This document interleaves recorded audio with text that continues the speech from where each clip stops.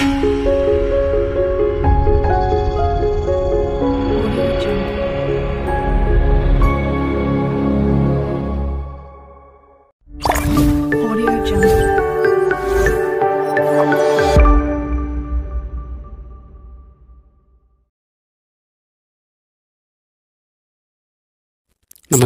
Brothers and sisters. మనము book రీడింగ్ని ప్రారంభించే ముందు సెంటరింగ్ చేసుకుందాం. అందరం కూడా స్థిరంగా సౌకర్యవంతంగా సుఖాసనంలో కూర్చుందాం. నెమ్మదిగా సున్నితంగా కళ్ళను మూసుకుందాం. నా ప్రస్తుత పరిస్థితిని గమనిస్తూ ఉదయపు ధ్యాన స్థితిలో నాలో ఉన్న మాస్టర్ గారితో అనుసంధానమై ఇక్కడ ఉన్న మనందరి హృదయాలు ఒకే హృదయంగా చేసుకొని ఇక్కడ మనం ఏమైతే నేర్చుకుంటున్నామో వింటున్నామో వాటిని సరిగ్గా అర్థం చేసుకోవాలని, వాటిని మన హృదయాలలో నింపుకొని మన జీవితంలో పాటించాలని, మాస్టర్ గారు మనలను ఏ విధంగా తయారు చేయాలని అనుకుంటున్నారో ఆ విధంగా తయారు కావాలని, మాస్టర్ గారు చేపట్టే ప్రతి కార్యక్రమము మాస్టర్ గారు ఆశించిన ఫలితాలను ఇవ్వాలని, మాస్టర్ గారు సంపూర్ణ ఆయుష్తో ఆరోగ్యంతో ఆనందంగా ఉండాలని మాస్టర్ గారిని ప్రార్థిస్తూ మాస్టర్ గారి దివ్య హృదయంతో అనుసంధానం అవుదాం. Thank you master.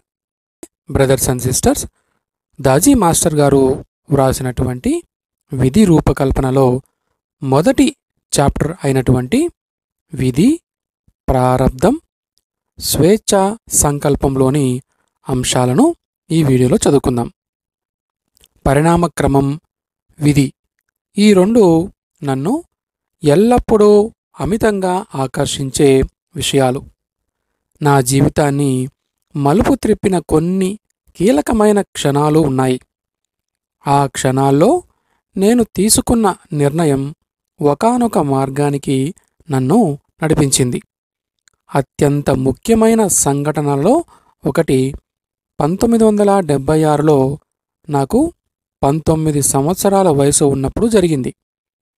నేను ధ్యానం చేస్తుండగా గమనించిన నా కాలేజీ మిత్రుడు ఒకడు, "నువ్వు ఏం చేస్తున్నావు? కళ్ళు మూసుకొని నీ సమయాన్ని ఎందుకు వృధా చేసుకుంటున్నావు? ధ్యానం చెయ్యాలని ప్రయత్నించినప్పుడల్లా చికాకుగా ఉండడాన్ని నేను చూస్తున్నాను" అని ఒకరోజు కటువుగా అడిగాడు. అవును, నేను నా శాయశక్తులా ప్రయత్నిస్తున్నాను, కానీ ఎలా చెయ్యాలో నాకు తెలియడం లేదు అని చెప్పాను. దానికి అతడు, "నేను నిన్ను ఒక మహిళ దగ్గరికి తీసుకువెళతాను. తక్షణమే మైమరపు స్థితికి చేరుకునేందుకు ఆమె నీకు సహాయపడుతుంది" అన్నాడు. అది నాకు ఎంతగానో నచ్చింది. "సరే, వెళ్దాం పదా" అన్నాను. అతడు నన్ను 40లలో ఉన్న చాలా వినయశీలి అయిన ఒక ఆమె దగ్గరకు తీసుకువెళ్ళాడు. "నువ్వు ఎందుకు ధ్యానం చెయ్యాలని అనుకుంటున్నావు" అని ఆమె అడిగింది. అది నా సహజమైన కోరిక. నేను ధ్యానం చేయడానికి ఇష్టపడతాను. స్వామి వివేకానందాల భారతదేశమంతా పర్యటించాలని కోరుకుంటున్నాను. నేను ఆయనలా కావాలని అనుకుంటున్నాను. నేను దైవ సాక్షాత్కారాన్ని పొందాలని కోరుకుంటున్నాను అని చెప్పాను. భగవంతుడు అంతటా ఉన్నాడు అని నా మార్గదర్శి చెబుతారు. భగవంతుడు అన్ని చోట్ల ఉన్నప్పుడు నువ్వున్న చోటనే ఆయనను ఎందుకు వెతకకూడదు అని ఆమె నన్ను అన్నారు. నాకు ఒక సన్యాసిలా మారి అంతర్ధానం అయిపోవాలని ఉంది. వివాహం చేసుకోవాలనుకోవడం లేదు అని నేను చెప్పసాగాను. స్త్రీ పురుషుల ఇరువురిలో ఏ ఒక్కరో ఉన్నా సరిపోయేటట్లయితే అనవసరంగా ఇద్దరినీ సృష్టించడానికి భగవంతుడు తెలివి తక్కువవాడేమీ కాదు, వివాహానికి ఒక ఉద్దేశం ఉంది అని ఆమె చెప్పింది. నేను ఎంతో ఇష్టంగా ఏర్పరచుకున్న ఈ ప్రాథమిక నమ్మకాలను సవాలు చేసిన తర్వాత ఆమె, దీనిని గురించి మనం మరింతగా ఇక చర్చించవద్దు, నేను యోగశక్తి ప్రసారం ద్వారా చేసే హార్ట్ఫుల్నెస్ ధ్యానం నీకు నేర్పిస్తాను అని అన్నారు. నేను ఏ భగవంతుని గురించి మాట్లాడుతున్నానో, ఆమె చెబుతున్న మార్గదర్శి ఎవరో అని మీరు ఆశ్చర్యపోతూ ఉండి ఉంటారు. మనుష్యులు ఎంతోమంది ఉన్నట్లే భగవంతునికి కూడా ఎన్నో అర్థాలు ఉన్నాయి. ఆ రోజుల్లో కూడా భగవంతుడు గుణాతీతుడు, అందుకని అతనిని నిర్వచించలేమనే అభిప్రాయం నాకు ఉండేది. నిర్వచించగలిగిన లేదా వర్ణించదగిన ప్రతిదీ గుణాలను కలిగి ఉంటుంది. భగవంతుడి తత్వము అన్ని గుణాలలో ఉన్నప్పటికీ అన్ని నిర్వచనాలకు భిన్నమైన శూన్యత్వం ఆయన ఉనికి. అదే సూత్రాన్ని మూలం, సృష్టికర్త, పరమాత్మ, అనంతుడు, పరిపూర్ణుడు, ప్రభువు, దివ్యత్వం వంటి ఎన్నో పేర్లతో వర్ణించవచ్చు. మార్గదర్శి అని ఆమె చెప్పిన వ్యక్తే ఆమె ఆధ్యాత్మిక మార్గదర్శి. ఆయననే మాస్టర్ లేదా గురువు అని కూడా అంటారు. ఎలాంటి రంగంలోనైనా విద్యార్థికి దారి చూపి ముందుకు నడిపించే మంచి ఉపాధ్యాయునుల ఒక ఆధ్యాత్మిక విద్యార్థితో పాటు తను కూడా ముందుకు నడుస్తూ దారి చూపించే గురువే ఆ మార్గదర్శి. ఇది ఒక ప్రత్యేక యోగశక్తి ప్రసారం, ట్రాన్స్మిషన్ సహాయంతో జరుగుతుంది. మున్ముందు ఈ పుస్తకంలో హార్ట్ఫుల్నెస్ సాంప్రదాయానికి చెందిన గురువులను గురించి, యోగశక్తి ప్రసారాన్ని గురించి మరింత వివరంగా తెలుసుకుంటారు. మొదటిసారి ధ్యానానికి కూర్చున్న నాకు జీవితంలో కలిగిన అత్యంత ఆశ్చర్యకరమైన అనుభవం అది. ఎంతో గాఢమైన ప్రభావాన్ని చూపించడం ద్వారా నాకు ఇదే సరియైన ధ్యాన పద్ధతి అని రూఢి అయింది. ఈ పద్ధతికి చెందిన ఒక ప్రశిక్షకురాలే ఈ విధంగా యోగశక్తి ప్రసారం చేయగలిగితే ఆ మార్గదర్శి ఇంకెంతగా చేయగలరో ఊహించుకోవచ్చు అని అనుకున్నాను. ఆయన పేరు రామచంద్ర. ఆయన షాజహాన్పూర్లో జన్మించారు. ఇప్పుడు ఇక ఆయనను కలుసుకోవాలన్న తపన నాలో కలుగుతూ ఉంది. కానీ అందుకు నేను వేచి ఉండవలసి వచ్చింది. దాదాపు ఒక ఏడాది తర్వాత 1977లో నా కాలేజీ సెలవుల్లో మాత్రమే నేను ఆయనను సందర్శించగలిగాను. నేను షాజహాన్పూర్ చేరుకున్నప్పుడు ఆయన ఒక ప్రేమించే వ్యక్తిగా, నిరాడంబరుడు, నిజాయితీపరుడు, అత్యంత వినయశీలి అయిన వ్యక్తిగా నాకు కనిపించారు. వారి అత్యంత నిరాడంబరత నన్ను ముగ్ధుని చేసింది. కేవలం ఆయనను చూడడంతోనే ఒక వ్యక్తిలో ఇలాంటి స్వచ్ఛత, ఇలాంటి నిరాడంబరత్వము ఎలా ఉంటాయి అని నాకు ఆశ్చర్యం కలిగింది. ఆయన సంపూర్ణ ప్రేమ స్వరూపులై ఉన్నారు. ఆయన ద్వారా ఎల్లవేళలా యోగశక్తి ప్రసరణ ప్రవహిస్తూ ఉండడాన్ని నేను అనుభూతి చెందగలిగాను. ఆయన ఎక్కువసేపు మౌనంగానే ఉండేవారు. అయినప్పటికీ ఏ క్షణము విసుగుగా అనిపించేది కాదు. నాలో అంతరంగ అనుభూతులు కలుగుతూ ఉన్నాయి. ఆయన ఉనికిని నేను నాలో అనుభూతి చెందుతూ తీరిక లేకుండా ఉన్నాను. నా మార్గదర్శితో నా ప్రయాణం అలా మొదలైంది. అయితే ఆయనను నేను అలా కలుసుకోవడం విధి నిర్ణయమా? విధిని గురించి చెప్పుకోవాలంటే ఏది స్థిరమైనది, దేనిని మార్చగలము అనేది మౌలికమైన ప్రశ్న. మన జీవితాలు మన ప్రారబ్ధం ప్రకారం సాగుతాయా, లేక మన విధిని ఎంచుకునే స్వేచ్ఛ మనకు ఉందా? మన జీవితాల మీద మన కర్మ, జ్యోతిష్యం, దేవుళ్ళు, ప్రారబ్ధం, మన స్వేచ్ఛా సంకల్పాల ప్రభావం గురించి ఎన్నో వేల సంవత్సరాలుగా అంతులేని పరిశోధనా గ్రంథాలు, వాద ప్రతివాదాలు జరుగుతూనే ఉన్నాయి. కొందరు ప్రారబ్ధాన్ని నమ్ముతారు, మరికొందరు స్వేచ్ఛ, ఎంపిక చేసుకునే స్వాతంత్ర వారి జన్మ హక్కుగా భావిస్తారు. చాలామంది సంపూర్ణమైన స్వేచ్ఛ గాని లేదా ఖచ్చితమైన ప్రారబ్ధం గాని లేదని, ఈ రెండింటినీ కలిపి అంగీకరిస్తారు. ఈ రెండు విపరీత ధోరణుల మధ్యనే జీవితాన్ని కొనసాగిస్తారు. ఇది జన్యుశాస్త్రం లాంటిది. జన్యుశాస్త్రం ప్రకారం మానవ జన్యురాశికి ఒక నిర్దిష్టమైన అమరిక ఉంది. అదే విధంగా మార్పుకు అనుకూలంగా ఒక ఉపజన్యు అంశం కూడా ఉంది. ప్రాథమిక జన్యు నిర్మాణం స్థిరంగా ఉంటుంది, కానీ మన వాతావరణం, మన ఆలోచనలు, మన భావోద్వేగాలు ఇవన్నీ మన జన్యువులను నిస్తేజపరుస్తూ వాటి వ్యక్తీకరణ పద్ధతి మీద తమ ప్రభావాన్ని చూపుతాయి. విధి అలాగే జన్యువులు కూడా స్థిరంగానూ, మార్పుకు అనుకూలంగానూ రెండు విధాలుగానూ ఉంటాయి. ఇలా ఉండకపోతే పరిణామ ప్రక్రియ అనేది ఉండదు. ఈ పుస్తకంలో విధిని గురించి నేను నేర్చుకున్నది మన జీవితాల్లో స్వేచ్ఛ, అదృష్టాలకు సంబంధించిన ప్రాముఖ్యతను మన నమ్మకాలు ఎలా నిర్ణయిస్తాయనేది మీకు తెలియజేస్తాను.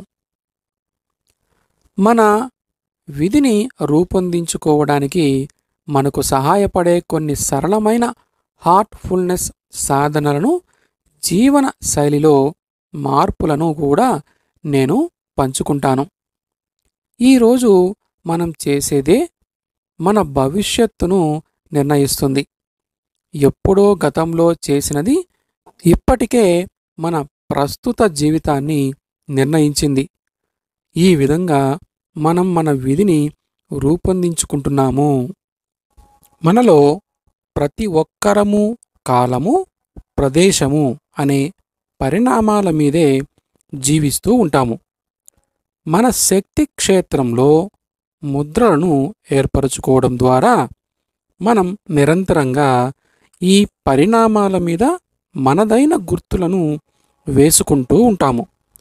తద్వారా మనదైన ఒక ప్రత్యేకతను, ఒక వ్యక్తిత్వాన్ని ఏర్పరచుకుంటూ మన వ్యక్తిగత స్వభావం లేదా మన భవిష్యత్ కర్మను మనమే సృష్టించుకుంటూ ఉంటాము. మనం ఆ ముద్రలను తొలగించుకొని మన మనోపలకాన్ని శుభ్రంగా తుడుచుకోగలిగితే అప్పుడు మన కర్మకు సంబంధించిన గుర్తులు చెరిగిపోయి మన పరిమితులు తొలగి భవిష్యత్తులో మన విధి యొక్క సంభావ్యతలను విస్తరింపగలము.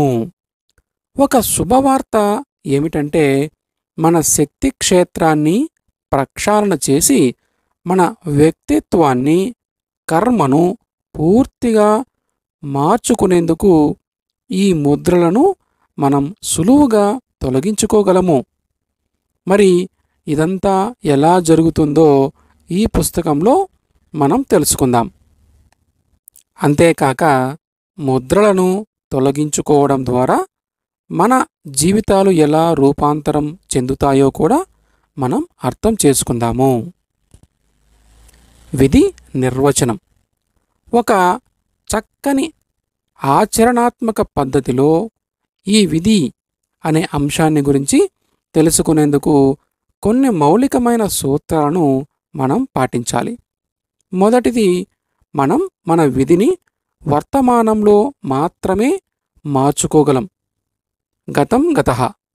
జరిగిపోయిన దానిని మార్చలేము. గతాన్ని పట్టుకొని వ్రేలాడుతూ ఉండడం మంచిది కాదు. ఎందుకంటే అది మన విలువైన శక్తిని వృధా చేస్తుంది.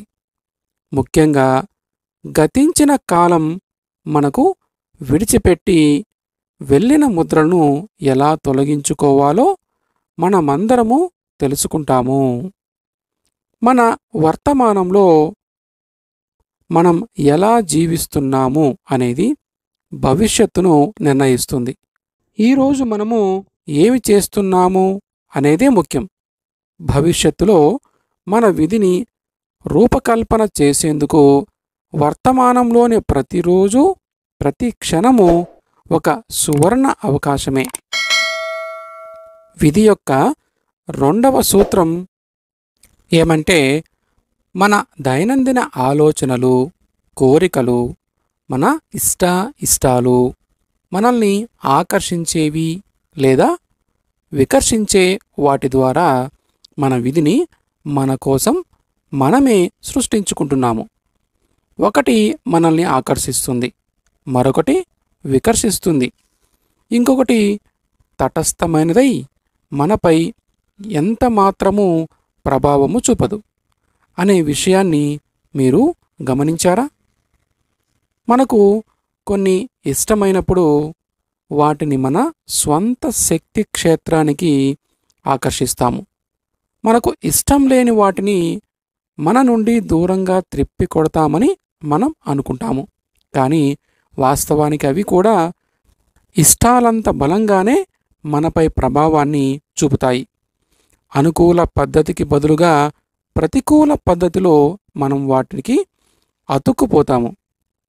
ఉదాహరణకు, మనం ప్రేమించే వ్యక్తిని ఎంత బలంగా తలుచుకుంటామో ద్వేషించే వ్యక్తిని కూడా అంతే ఎక్కువగా తలుచుకుంటాము. ఒక బృందంలో ఉన్న వ్యక్తుల మధ్య గల విభేదాలను పరిష్కరించడానికి నేను ఒకసారి మధ్యవర్తిగా ఉండవలసి వచ్చింది. వారు తమ నాయకుల గురించి చాలా విసిగిపోయారు. ఆమె అందరి పట్ల దౌర్జన్యంగా ప్రవర్తిస్తూ ఉండేది. దానికి అందరూ చాలా బాధపడ్డారు. ఆమెను గురించి నా దగ్గరికి వచ్చి ఫిర్యాదు చేశారు.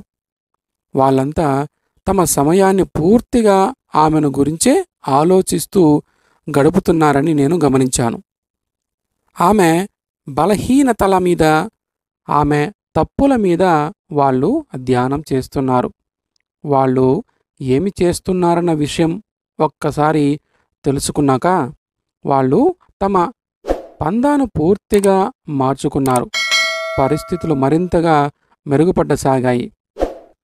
మనకు తెలియకపోయినప్పటికీ చాలా వరకు మన ఆలోచనలు ఈ ఇష్టాల సుడిగుండంలో పడి తీరిక లేకుండా గింగుర్లు కొడుతూ ఉంటాయి.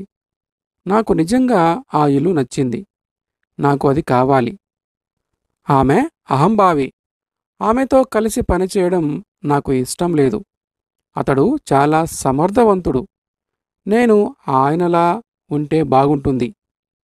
వాళ్ళు చాలా ప్రమాదకరమైన వ్యక్తుల్లా కనిపిస్తున్నారు, వారి నుండి దూరంగా ఉంటే మంచిది.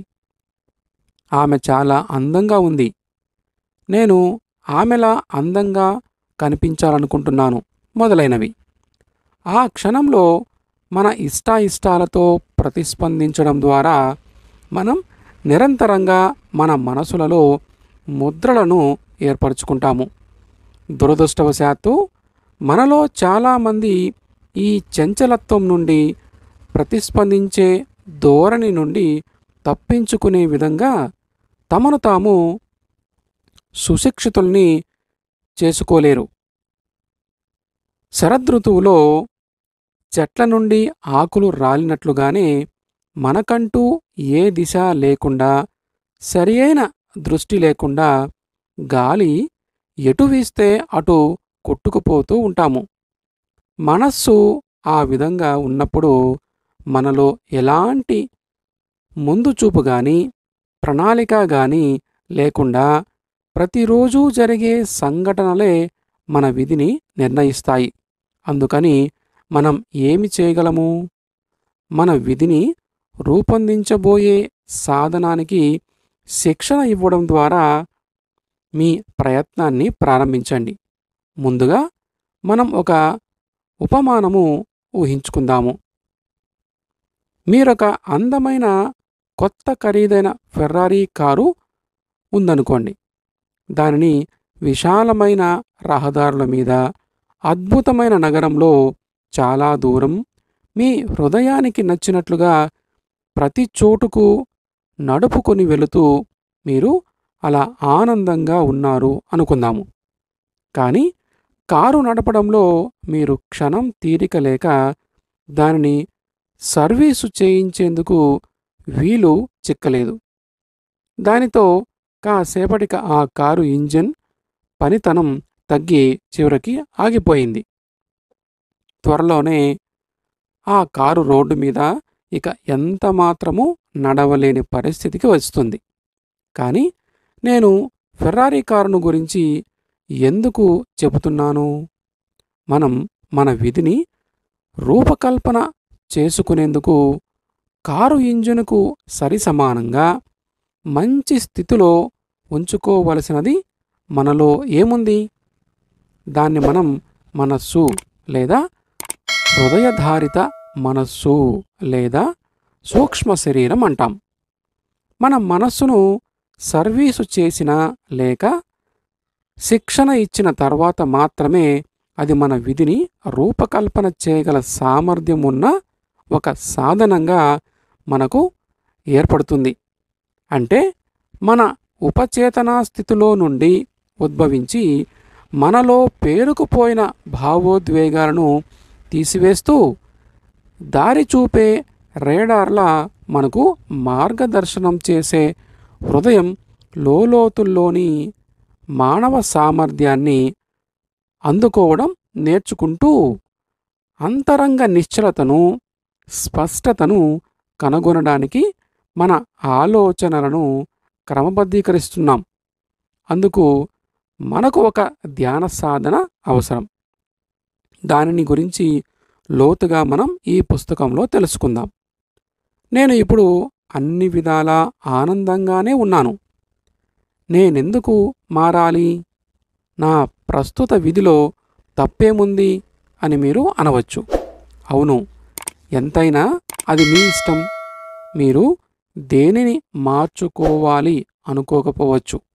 కానీ మీరు నిజంగా పూర్తిగా ఆనందంగా ఉన్నారా? దానిని గురించి ఆలోచించండి.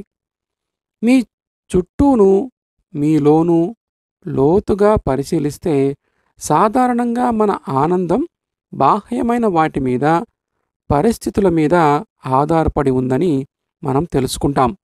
అందుకే పరిస్థితులు మారి విచారం, దుఃఖము కలిగినప్పుడు దానిని తట్టుకోవడానికి మన వద్ద ఏ అంతర్గత సాధనాలు ఉండవు. ఫెర్రారీ కారు చెడిపోతే రోడ్డు పక్కనే ఒంటరిగా నిస్సహాయంగా ఉన్నట్లుగా. ఏం జరుగుతూ ఉన్నప్పటికీ ఆనందంగా ఉండే విధంగా మీకై మీరు శిక్షణనిచ్చుకుంటే మంచిది. దీనినే మరో విధంగా ఆలోచించండి. మీకు తీవ్ర అనారోగ్యం లేదా ప్రాణాంతక వ్యాధి సోకే వరకు మీ శారీరక అవసరాలను నిర్లక్ష్యం చేయడం మంచిదేనా?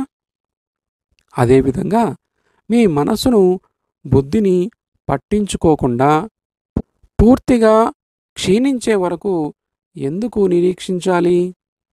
ఫెర్రారీ కారులా దానిని కూడా అద్భుతమైన స్థితిలో ఎందుకు ఉంచుకోకూడదు? Thank you master.